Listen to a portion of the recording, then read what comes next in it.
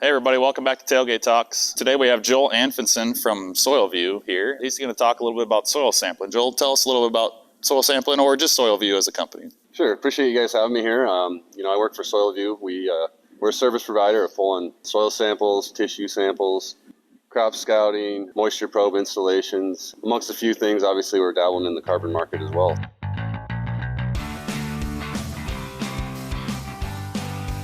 So Joel, we're talking about soil sampling here this spring. We're offering acre-wise what kind of grids or how many samples do we pull from every acre?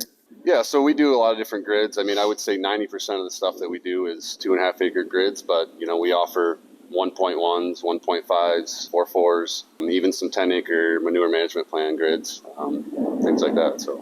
So Joel, we've been doing soil samples for quite a few years now. It's really kind of cool to see, hey, this spot wasn't that great last time we sampled, and now that we've fertilized it twice or 4 times, like, hey, this spot looks a lot better than it did, and I think we see a lot of big benefit from that. Yeah, and I bet, if there's growers out there that aren't sampling, take an 80 or take a 40 and just get some samples on it, and I bet you'd see, the benefits going down the road.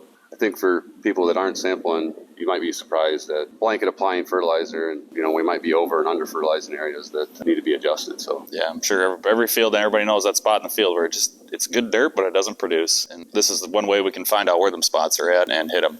Absolutely, you can't manage what you can't see. So like weeds or whatever it may be, we can identify those and go spray them. But if you don't test the soil, you just don't know quite where you're at. So obviously, I think the best bang for your buck is getting your field gridded. We can look at to see what fertility is there. Look at lime recommendations, which you should be able to get your money back right away from the lime. Getting that P&K available for the plant is a big thing. Yeah, I mean, this time of year is always, you got more consistent soil to take those soil tests. And obviously with the market the way it is and fertilizer prices kind of going through the roof, now is the time to be testing the soil. So yeah, especially with fertilizer prices. Yeah, absolutely. I mean, doing it VR, putting VR fertilizer out there, putting it where you need it in the field and not where you don't is a great idea. Yeah, absolutely.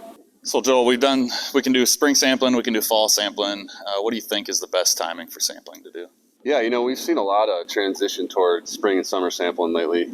Most of the benefits of that are just, we've got more time to do it. The soil's a lot more consistent. Also gives you guys time to talk with those growers, make those recommendations in the late summer, get a plan together so you can follow that combine with the fertilizer.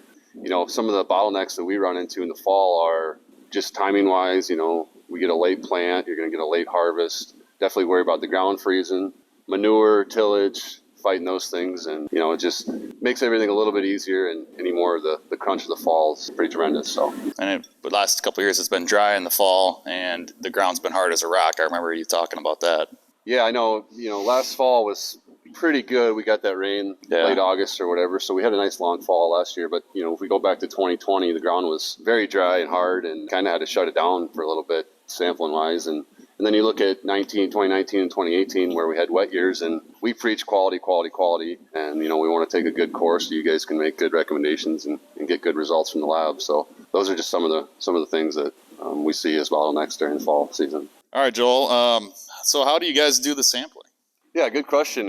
We have our expanded grid point method, which is basically stopping in the middle of that grid, take 5 to 6 cores kind of in a semicircle around the backside of the four-wheeler, pull forward 20, 30 feet, and take 5 to 6 more cores. So we got, a total of 10 to 12 cores per bag. We just kind of do that to give a little bit more variability within that grid instead of just that one stop, couple cores.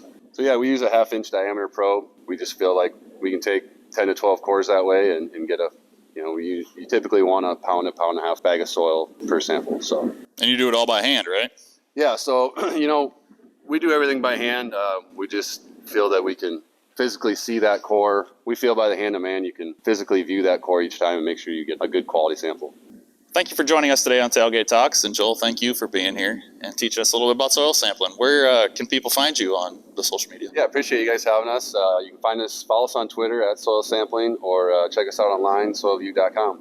So you guys can go check them out or talk to your local FCS agronomist. Thank you for being here. Hi, welcome to Tailgate Talks. Fail. So Joel, we have had we don't What's that movie? Evan Almighty or Bruce Almighty? when he's like typing for that news. He's like, that's good stuff. Or check us out online, soilview.com. Have a good day. Yeah. What is that thing? That thing looks awesome. It's just awkward. Like, how do you transition? How do you transition? Just turn it into like mumble. Yeah. What I